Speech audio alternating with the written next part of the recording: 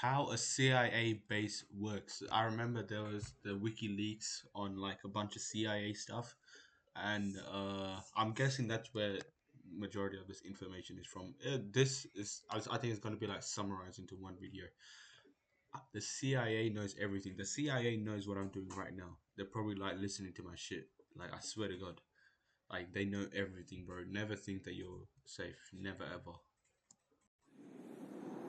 Jane Smith is sitting on a Lufthansa machine bound to Frankfurt, Germany. She empties her second glass of red wine and fastens her seatbelt because the plane is about to land. When Jane exits the aircraft, she goes straight to customs. She shows the officer her American passport. It's black. "Why are you here?" the officer asks. "Supporting technical consultations at the consulate," Jane responds. What? The officer stamps her passport, and she passes through. Jane grabs some euros from an ATM, takes a cab to a nearby hotel, and checks in. You see, Jane lied a little just now, during the customs check. She is not working for a consulate, and despite her passport, she is no diplomat. Jane is a CIA agent, a hacker. She is visiting a covert base of her agency, secretly set up within the American consulate in Frankfurt. But this base, in the heart of Europe, is just one of a giant network spanning all across the globe. What are their functions, and how do these bases operate on foreign territory? CIA's global hacking program. Spy stations, Methoden der CIA. Look at the Americans doing now.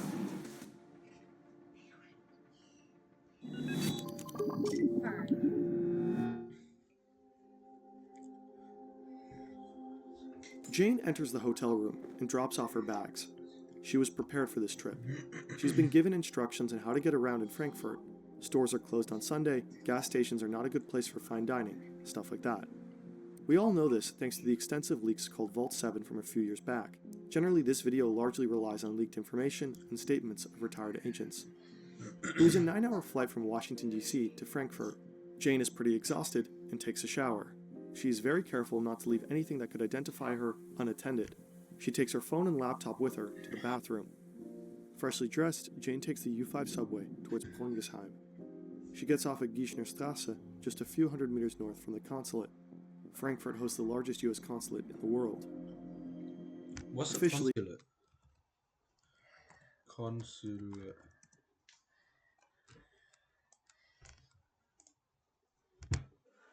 What? How do you use the meaning when you're using a definition? You don't use the word in the definition. Oh, it's just the embassy. Okay. it is serving American residents in the region, but in truth, it is doing much more than that. At the main gate, Jane shows her black passport and is handed a yellow visitor's badge. She follows the signs to the employee entrance alongside the consulate building on the left. Jane holds up her yellow badge at the door and is buzzed into the building by a guard. Inside the building, Jane walks through a number of corridors and through a large heavy door to Post 1. A U.S. Marine is waiting behind a glass window.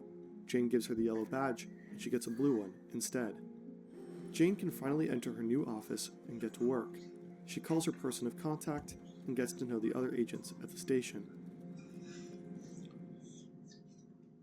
So there's a lot of In 2013, news broke that the U.S. spied on then German Chancellor Angela Merkel's private phone for over 10 years. Isn't the Chancellor just... Isn't that what Hitler's role was? I need help with this one, Ellie. I need help. I need help with this one.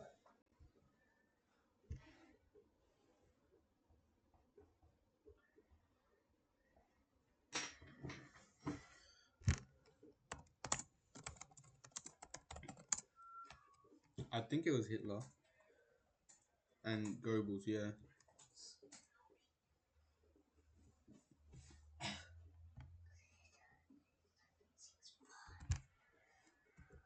See, I got the knowledge, bruv.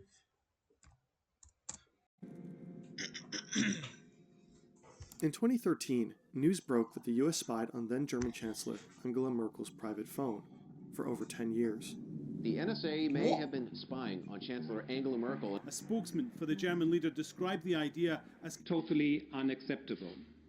The operation was run by the so-called Special Collection Service, a spy unit of the NSA and CIA. Officially, it does not exist. Unofficially, it is running spy operations from almost 100 U.S. embassies all across the world, Damn. including Frankfurt. But Jane works for another unit here. She works for the European branch of the Center for Cyber Intelligence, the CIA's hacking division. Jane and others are developing cyber weapons. There are over 1,000 hacking systems and several hundred million lines of code in the CIA's arsenal. Some of these hacking tools are extremely powerful. The CIA could turn devices from Apple, Google, Samsung, and many others into secret microphones. What the fuck? So the whole shit about America saying like how TikTok in like China and like certain Chinese brands you stealing your data. What the fuck are you doing, mate? You're not doing any better using secret microphones. I might just have to go on mute. Put on push to talk or something. There are tools that bypass encryption from messengers like WhatsApp, Signal, or Telegram. Really? Bro, WhatsApp says end-to-end encrypted, bro. What the hell? Phones. There are tools that bypass encryption from messengers like WhatsApp, Signal, or Telegram, allowing the agency to collect text and voice messages. But there are also attack systems like Fine Dining, which only work from up close. This is where Frankfurt's strategic location comes into play. The Schengen Agreement allows Jane to travel from Frankfurt to almost any European country without border control. If Jane wanted to penetrate high-security targets that are not connected to the internet, she could simply take a train, stick a USB drive loaded with malware into a target PC, and be back in Frankfurt by supper. Jane is a very talented hacker. If one day she decided to leave the CIA, she could have a very promising career as a cybersecurity expert. All she'd have to do is build a portfolio and launch her own website. Unfortunately, Jane is not very creative. Bro, I know where it's going, bro. Jane is working at the base for a time now when she gets a phone call. Her superiors need her expertise at another location. She says goodbye to her colleagues, checks out of her hotel room, and buys a single malt whiskey with her remaining euros in the duty-free shop at the airport. Her hotel room and buys a single... Before you leave, work.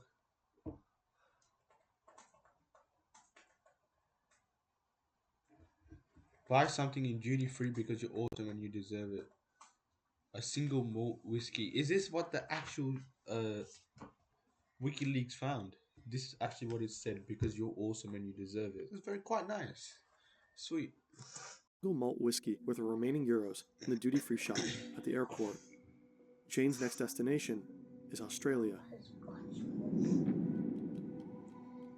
What the fuck?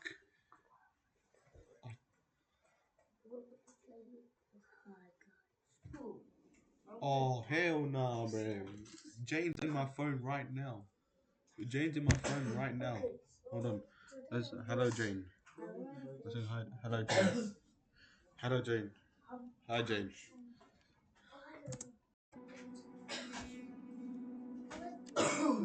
Jane gets off the plane and walks to customs, and things do not go smoothly. One of the officers seems suspicious about her and selects Jane for secondary screening.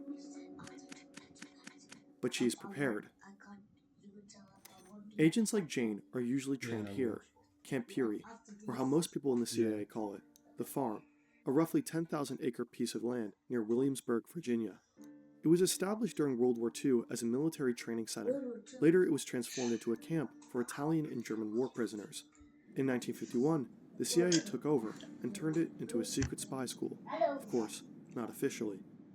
In fact, the CIA has built an entire fake city. There are multiple houses and dormitories for students and staff. For training, the site has several shooting ranges, boathouses at the river, driving courses, and an airfield. Students learn everything they need to know about life as a secret agent in the field, from basic weapons trainings all the way to the handling of explosives, how to evade pursuers, and field surveillance. Students practice how to infiltrate a border that is tightly guarded by watchtowers and police dogs. Enemy capture is simulated by kidnapping students from their dorm and interrogating them. There is even a mock prison where students learn how to deal with solitary confinement. If training needs to be even more hardcore, students are brought to Harvey Point, just a few hours south of the Farm. This is the place where, among other things, the operation to kill Osama bin Laden was planned and trained. Damn. Jane stands in front of a customs officer at the Australian airport. She remembers how to survive secondary screening. According to a CIA training manual, the two most common questions in this situation are "Why are you here?" and where are you staying? Jane learned how to maintain her cover, no matter what. When asked, Jane gives a quick and concise answer. No pause and no delaying sounds between questions and response, just as the manual says. She knows that any unnecessary information or overly specific answers might lengthen the interview, so she keeps it short and simple. She tries to stay calm. No swallowing, no lip biting, nothing that can make her seem nervous. And it works. After a few minutes, the officer hands Jane her passport, and she's free to enter the country.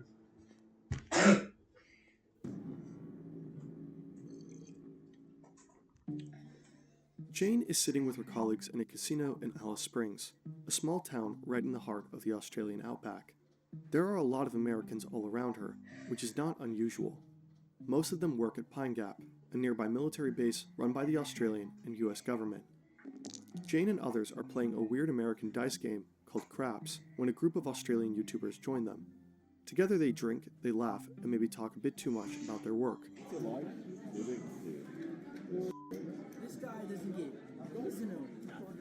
The Americans in this casino are no ordinary soldiers, and Pine Gap is not your usual military base. Pine Gap is a top-secret spy facility. What are you doing there?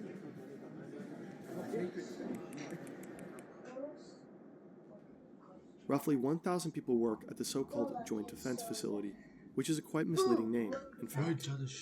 In its early years, Australians only worked as cooks, painters, or janitors, while today almost half the staff is Australian and the other half American. In reality, the CIA and the NSA call the shots here. While Pine Gap was originally used as a defensive site to keep track of Soviet nuclear missiles during the Cold War, US intelligence quickly realized how useful this base could truly be. Today, it is the US's most important intelligence collection station in the world. There are 38 What the fuck does it have to be here, bro? That means they're gonna run all their tests in Australia. I'm dead. They're gonna implant a chip in me, and I'm gonna get a personalized ad. I'm gonna get propaganda. It's gonna be fucked. Dishes all across the base. Many of them are enclosed in random, huge golf ball-like structures. They are built to hide and protect the antennas inside them. Most of these antennas communicate with US spy satellites, like Orion 3, 5, 7, and 9. These spy satellites are geosynchronous. They move in orbit with exactly the same speed as the Earth's rotation. This way the CIA can intercept almost all wireless communication from Europe, Africa, and Asia, 24/7. The immensely powerful NSA spy programs, Echelon and X-Keyscore, that Edward Snowden made public in 2013, are also operated from Pine Gap. These programs are used to systematically collect everything, from online chats to phone calls and mails. At the heart of the base sits the operations building. On a total of around 20,000 square meters, roughly the size of a small IKEA, the CIA, NSA, and other agencies analyze all incoming intelligence data. Pine Gap played a vital role in America's war on terror. It provided real-time data for soldiers on the battlefield in Iraq and Afghanistan, and it was used to locate targets for US drone strikes, during which hundreds of civilians were killed. A very recent report indicates that Pine Gap intelligence may have assisted Israeli forces to attack targets in Gaza. For that reason, a group of protesters tried to block the entrance to Pine Gap at the end of last year. Pine Gap has been criticized by many different groups before. Some people have even managed to enter the facility. More recently, these Australian YouTubers, for example. Be sure to check out their video. It inspired us to make this video in the first place. So be more hyped. Did you hear that? It sounded like bombs going off. No. Jane has seen places few people in the world have ever been to. Covert hacking bases in the heart of Europe, training facilities in the US, and spy stations in Australia. She knows many of the CIA's secrets, like the fact that in 2000, an American soldier from Pine Gap reportedly started a secret swingers club in Alice Springs, which held wild sex parties. But there are places that not even Jane will ever have access to.